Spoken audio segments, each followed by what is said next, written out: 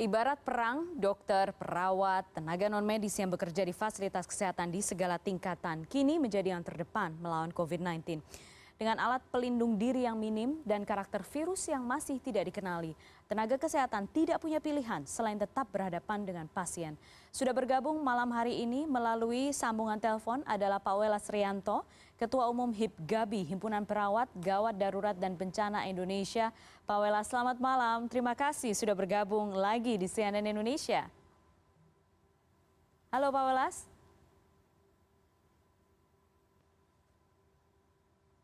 Halo Pak Welas.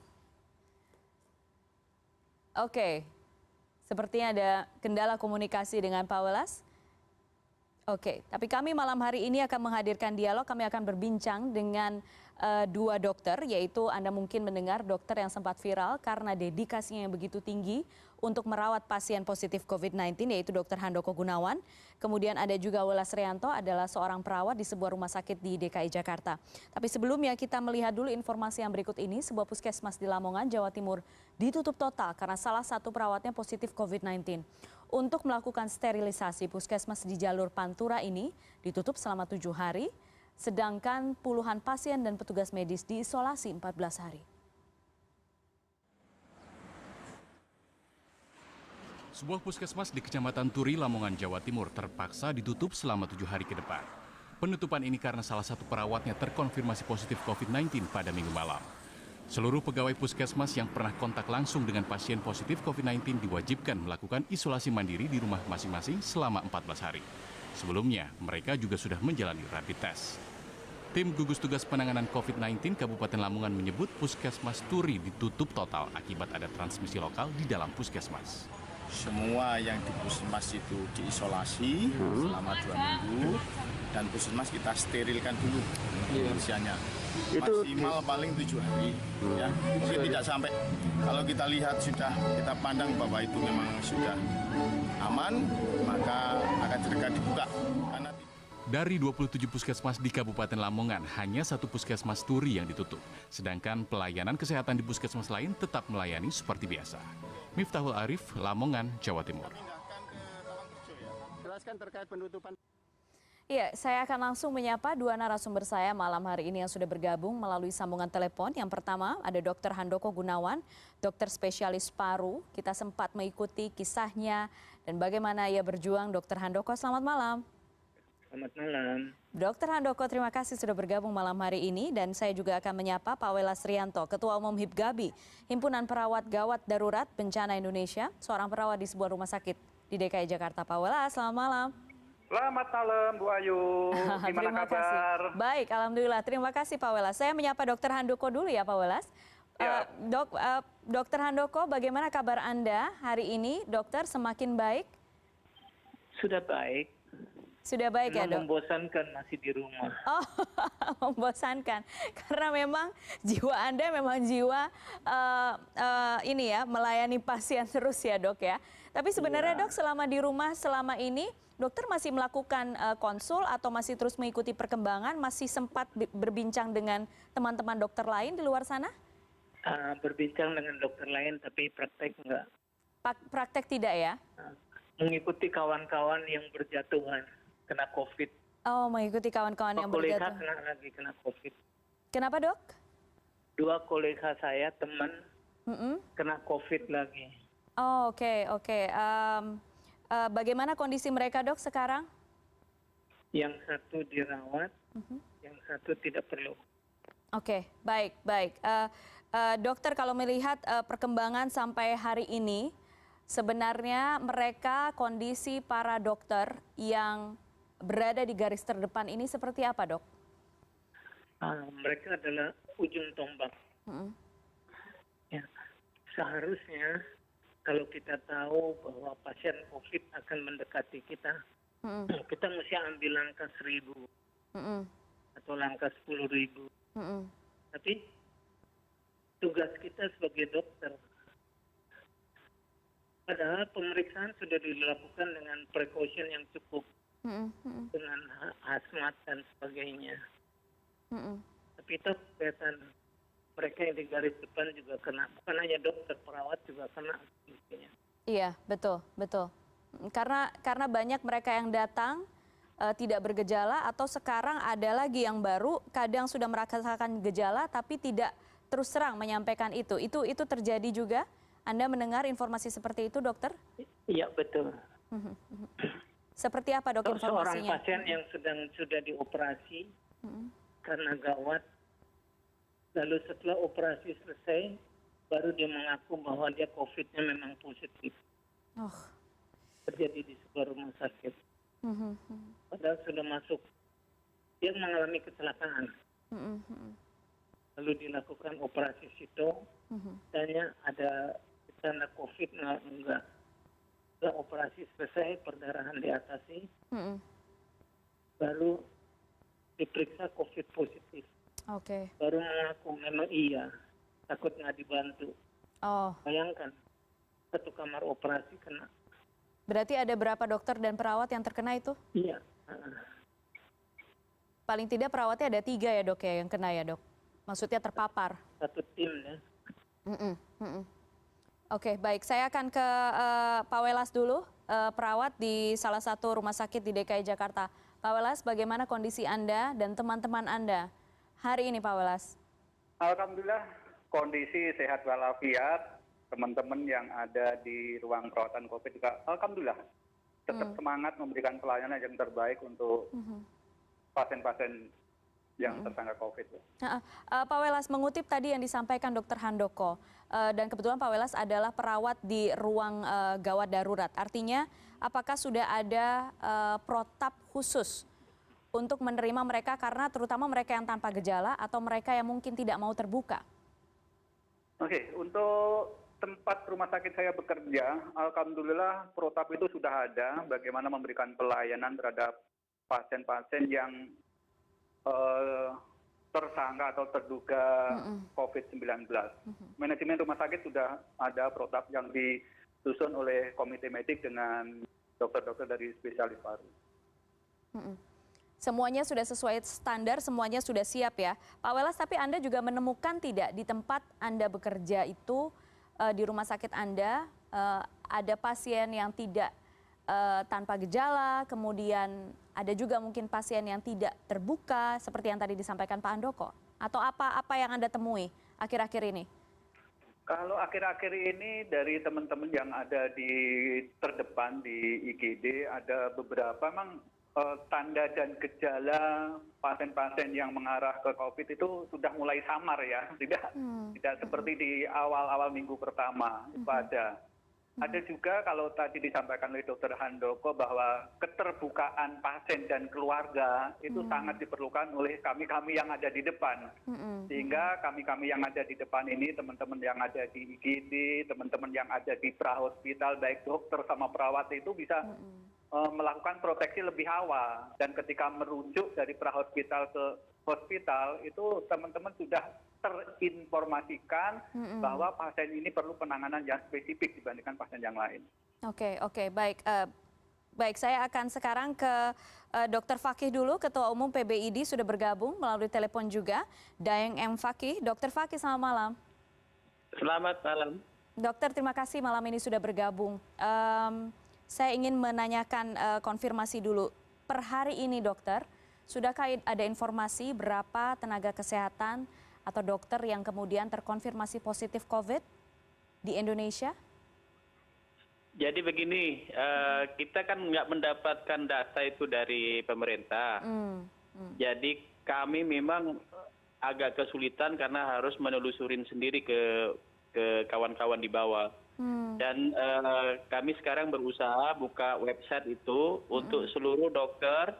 Di website kita melapor gitu, siapa yang terkena, kemudian posisinya di mana, cabang di mana, kerja di mana. Oke. Mudah-mudahan dengan website itu kita akan dapat informasi yang tepat. Gitu. Sudah dimulai, sudah bisa diakses website itu, Dok? Sudah bisa dimulai itu, sudah bisa dimulai. Mudah-mudahan kawan-kawan sudah mulai banyak ini memberikan laporan. Oke. Mungkin bisa disampaikan websitenya apa supaya kami bisa menuliskan, mungkin bisa supaya teman-teman dokter juga terinformasi, Dok? Ya, kami sudah sampaikan ke seluruh ID cabang dan seluruh ID wilayah untuk ini. Nama websitenya COVID-19 ID online. Oke, COVID-19 ID online. Jadi semua dokter yang kemudian mengalami gejala dan lain sebagainya bisa secara personal menyampaikan di situ gitu ya dok ya? Betul ya, termasuk di website itu kami sekarang juga berusaha mengumpulkan kebutuhan real APD di lapangan supaya semua pihak ya termasuk ID sendiri atau pihak-pihak yang lain bisa mengambil data itu. Oke, oke. Dokter kalau misalnya dilihat sebenarnya yang dikhawatirkan oleh teman-teman dokter dari laporan yang selama ini masuk ke ID, seperti apa dok kondisinya di lapangan realnya? Kami hari Minggu kemarin itu sudah rapat koordinasi antara Satgas ID dengan seluruh perhimpunan spesialis dan seluruh ID wilayah se-Indonesia. Jadi memang ada dua faktor yang kami lihat menjadi faktor penting petugas kesehatan itu gampang tertular oleh COVID. Yang pertama, sampai sekarang memang kawan-kawan masih banyak yang modifikasi alat pelindung diri. Modifikasi? Ya, modifikasi itu masih banyak terjadi. Modifikasi itu maksudnya APD-nya bagaimana dok? Maksudnya bikin sendiri, tidak berstandar atau gimana? Ya, berita-berita yang sudah berlangsung lama itu seperti jas hujan yang tetap dipakai, kemudian plastik tetap dipakai, kemudian baju operasi yang dimodifikasi jadi APD itu kawan-kawan masih melakukan di bawah. Itu masih terjadi ya dok ya? Masih terjadi. Okay. Itu yang kami. Sekalipun katanya sudah banyak APD disalurkan melalui provinsi, itu belum sampai ke bawah berarti? Kami tidak tahu persis ya, tapi dengan kejadian kawan-kawan masih banyak modifikasi dan masih banyak keluhan, makanya kami sampaikan kemarin kepada BNPB, kepada Kementerian Kesehatan dan kepada Komisi 9, kalau memang distribusi sudah dilakukan, kami mohon untuk dilakukan pengawasan, mengecekkan ke lapangan apakah memang nyampe ke lapangan atau tidak. Oke, kalau misalnya Kementerian Kesehatan mengatakan dari pihak masing-masing rumah sakit yang mengajukan kepada Pemprov, ini ada kendala di lapangan terjadi kalau menurut Anda, Dr. Fakih? Dari laporan yang kami terima dari BNPB, dan itu sempat masuk di ini juga, kami baca juga di media, memang ada beberapa wilayah atau provinsi yang kemudian itu masih menyimpan di tempat tertentu, tidak langsung menyampaikan ke rumah sakit. Tapi sudah begitu kami lapor tentang kendala itu, BNPB saya lihat cepat bergerak menghubungi gugus tugas yang di wilayah maupun TNI yang di wilayah di provinsi untuk memberitahu ke pemerintahan provinsi untuk cepat menyalurkan ke rumah sakit. Oke, baik. Sekarang kita jeda dulu, Bapak-bapak. Nanti setelah jeda kita akan lanjutkan kembali diskusi ini. Tetap bersama kami. CNN Indonesia Breaking News. CNN Indonesia Breaking News. Terima kasih Anda masih bersama kami. Kami masih berbincang dengan para garda terdepan yang melawan COVID-19. Ada Dr. Handoko Gunawan, kemudian Daeng M. Fakih, Ketua Umum PBID, Dr. Fakih, dan juga Pak Welas Rianto, seorang perawat atau Ketua Umum Himpunan Perawat Gawat Darurat. Saya ke Dr. Handoko lagi. Dokter, yang saat ini terjadi adalah virusnya masih belum dikenali betul. Kemudian seperti yang tadi disampaikan para perawat dan juga mungkin dokter juga sudah menerima informasi, banyak yang datang dengan gejala atau mungkin juga pasiennya bingung ini gejala flu biasa ataukah COVID-19. Jadi sekarang soal identifikasi ini sebenarnya bagaimana dok? Ya, dalam pandemi terjadi kekalutan. Semua orang takut apakah dia sudah kena COVID-19 atau enggak. Sebenarnya tanda dari COVID-19 cuma demam tinggi 39-40 derajat dengan batuk yang sedikit tahapnya. Lalu biasanya pada infeksi sel darah putih akan naik ini enggak. Sel darah putih turun, trombosit dan limfosit juga turun. Tanda bahwa ini penyakit viral. Dan ronsen foto tampak infiltrat di kedua paru. Infiltrat itu apa, Dok? Mungkin bisa disampaikan. Infiltrat itu radang. Dan dengan gambaran yang khas, namanya ground glass opacity. Bayangan yang tipis dan halus. Tak sekali kelihatan. Kalau itu sudah ada, tanpa swab pun seorang dokter paru sudah akan bisa kenali infeksi COVID. Oke. Tapi yang menarik ini ada juga cerita dari seorang dokter. Jadi ada pasien datang ke poli umum dan kalau dokter mengatakan dia tidak jujur, sebenarnya harus langsung menyampaikan ada demamnya dan lain sebagainya. Nah, ini kan sebenarnya seperti dilema ya, Dok, bagi para dokter, kemudian bagi perawat yang menangani di saat triase itu kan, Dok? Ya, betul. Ya, betul, itu kesulitan sekali. Dan sayangnya di jidat dari seorang pasien yang datang nggak ada tulisan COVID. Iya, betul. Nah, kita mesti super hati-hati. Nah, kalau misalnya soal kemampuan identifikasi itu, Dok, apakah kemudian semuanya sudah mengerti betul soal identifikasi itu? Karena bagaimanapun sekarang banyak mereka yang positif adalah mereka yang berada di fasilitas kesehatan kelas 1 yang di puskesmas dengan APD minim dan lain sebagainya. Karena itu pada pandemi setiap pneumonia sebaiknya dianggap COVID, kecuali terbukti enggak. Paling aman. Oke. Paling aman sudah ready for the worst ya, jadi udah langsung dikasih label seperti itu. Jadi seorang dengan demam, batuk, ini COVID. Nanti kita periksa dengan teliti, ternyata enggak, tapi kita sudah melakukan pemeriksaan seperti ketemu orang COVID. Oke. Dokter Fakih sebenarnya kalau misalnya soal ini, bagaimana ID kemudian memberikan imbauan, memberikan petunjuk kepada mereka sampai ke tingkat yang paling bawah, Dok, sampai di fasilitas kesehatan kelas 1 mereka. Ya, jadi begini, jadi tadi yang saya sebutkan bahwa kelangkaan APD itu menjadi salah satu faktor penting banyaknya petugas kesehatan yang masih terinfeksi. Yang kedua tadi yang diceritakan oleh Pak Welas ya, sama Dr. Handoko, memang 80% orang yang terinfeksi COVID itu tidak bergejala. Sekarang ada istilah OTG, orang tanpa gejala. Ya. Kalau yang sudah bergejala, gejala ringan pun seperti batuk, pilek dan lain-lain, apalagi sampai sesak begitu, itu petugas kesehatan sudah betul-betul waspada ini. Tetapi persoalan yang orang sudah terinfeksi tapi tanpa gejala, itu dari wawancara saja bicara itu bisa mengeluarkan percikan-percikan air yang mengandung virus. Nah, ini yang kemudian sama-sama tidak tahu, yang bersangkutan tidak tahu bahwa dia terinfeksi.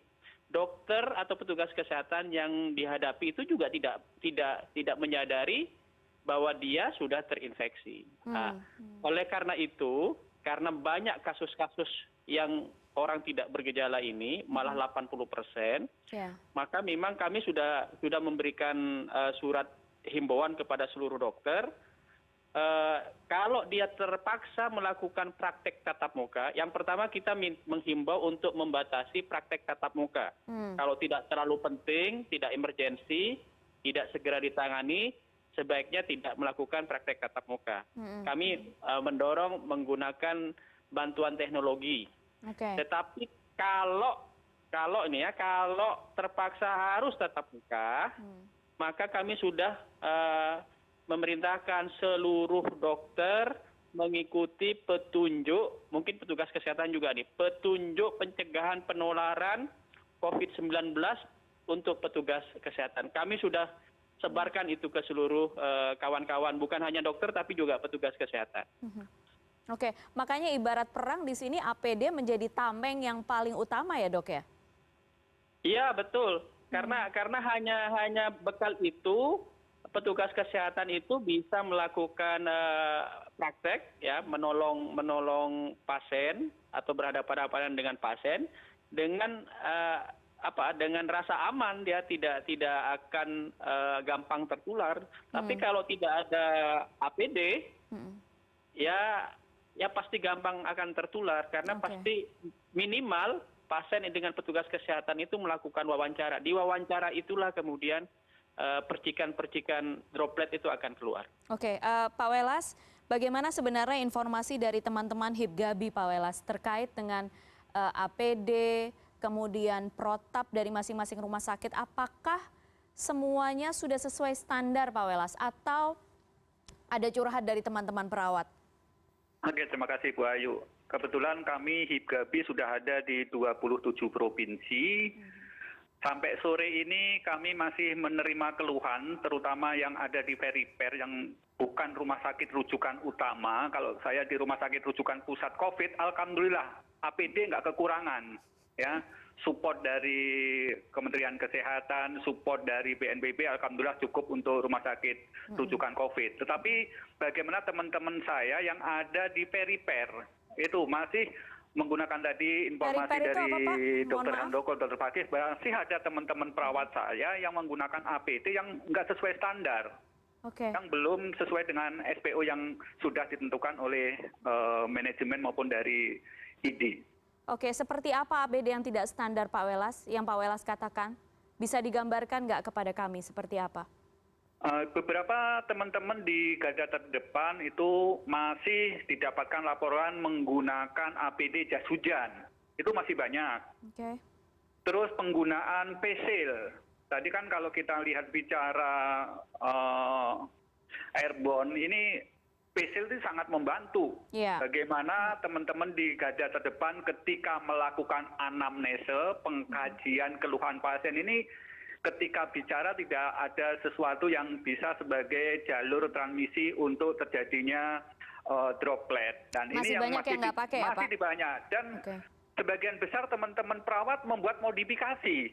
Ya, pakai plastik lah yang ditutup, terus buat sendiri. Itu masih banyak di perifer, di depan, di daerah-daerah masih banyak. Rumah sakit rujukan sampai hari ini alhamdulillah sudah cukup aman lah. Oke, rumah sakit rujukan sampai saat ini sudah cukup aman. Pak Welas, sebenarnya bagaimana sih, saya tertarik untuk mengetahui kondisi psikologis teman-teman perawat saat ini. Kita tahu kemudian ada informasi yang ada beberapa daerah, rumah, lingkungan menolak mereka yang perawat kembali ke rumahnya, takut bawa virus dan lain sebagainya. Sekarang bagaimana? Ya, kemarin juga ada keluhan buat dari teman-teman saya yang ada di Makassar. Itu satu rumah sakit itu tidak boleh kembali ke kontrakannya. Dan saya sendiri, perawat saya, kebetulan saya adalah ketua juga di PPNI Komisariat di Jakarta, di rumah sakit ini, ada sejawat saya yang pulang ke rumah sendiri, sama warga ditolak, sama Pak RT-nya ditolak. Dan itu akhirnya alhamdulillah manajemen rumah sakit memfasilitasi untuk diberikan istirahat di rumah sakit.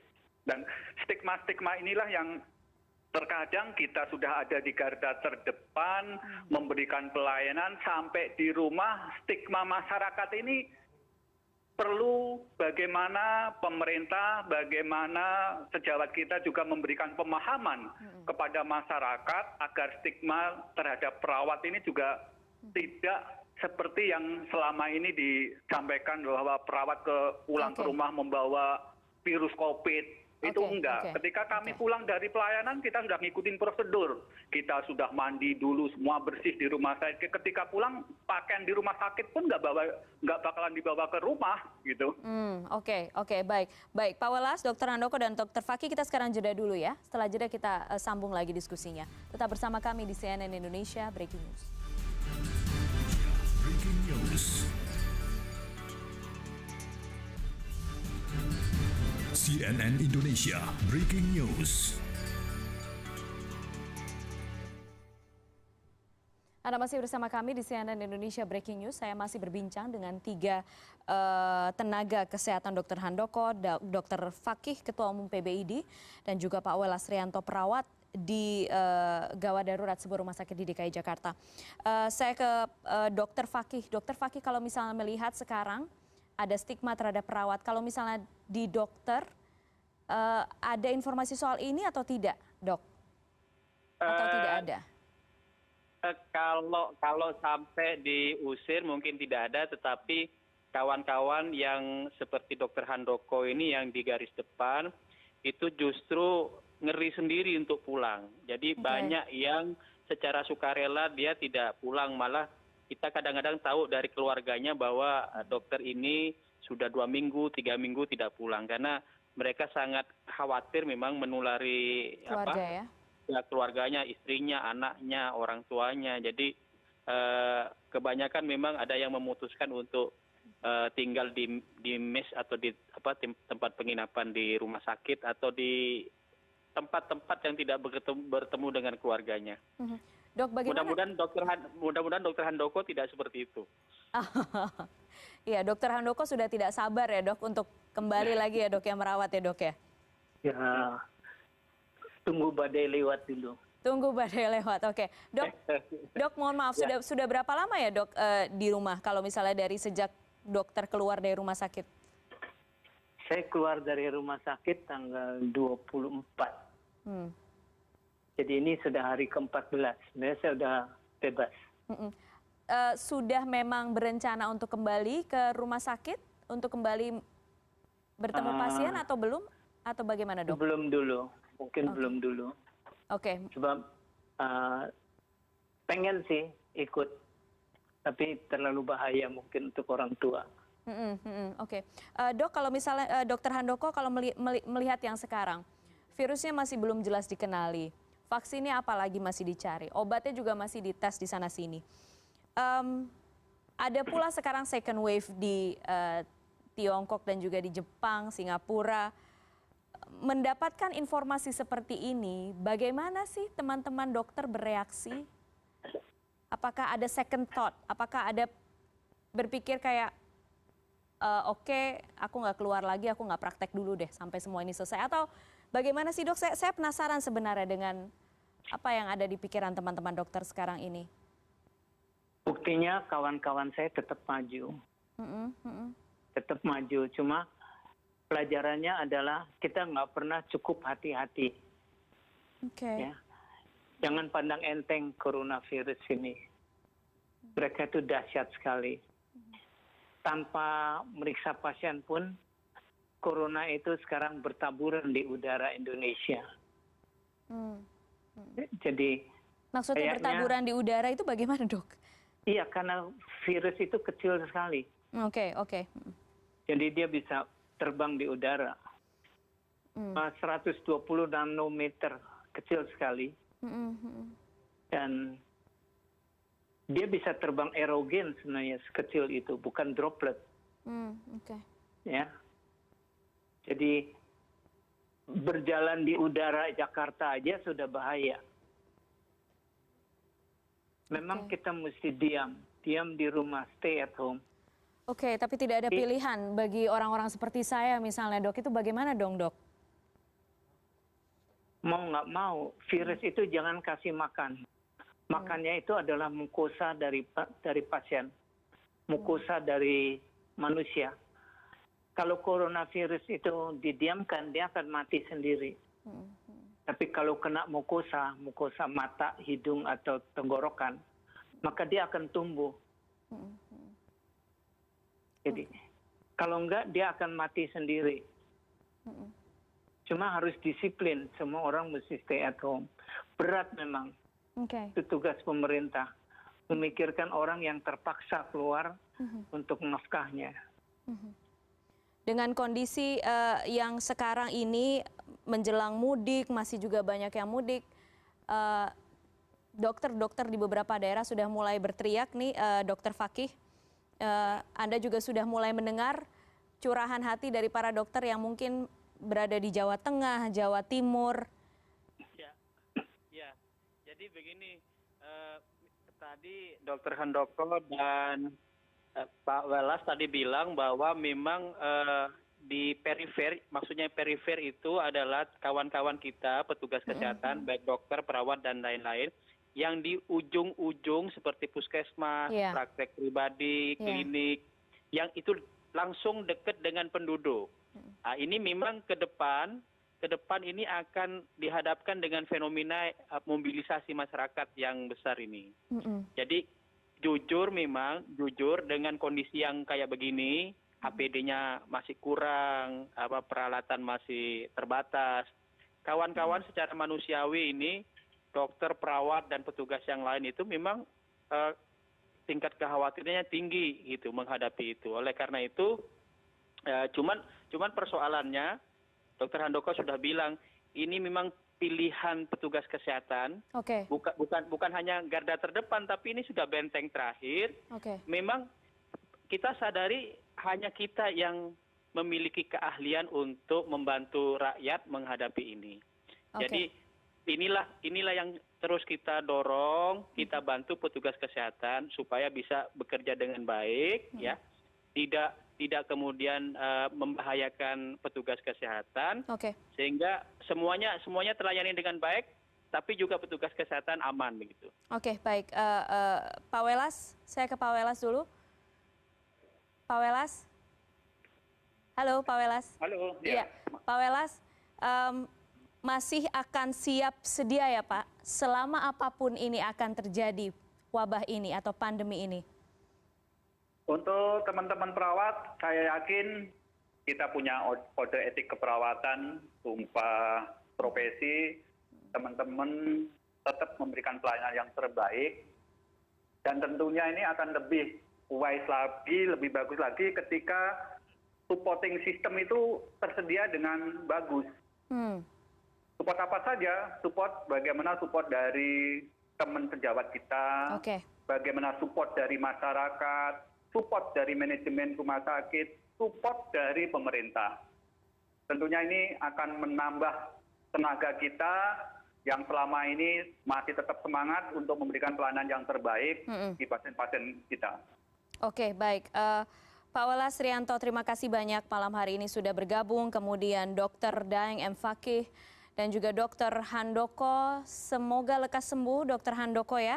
Terima kasih sekali lagi untuk bapak-bapak sekalian yang menjaga kami di garda terdepan menghadapi COVID-19. Terima kasih. Dan kami akan kembali breaking news setelah jeda. Tetap di CNN Indonesia.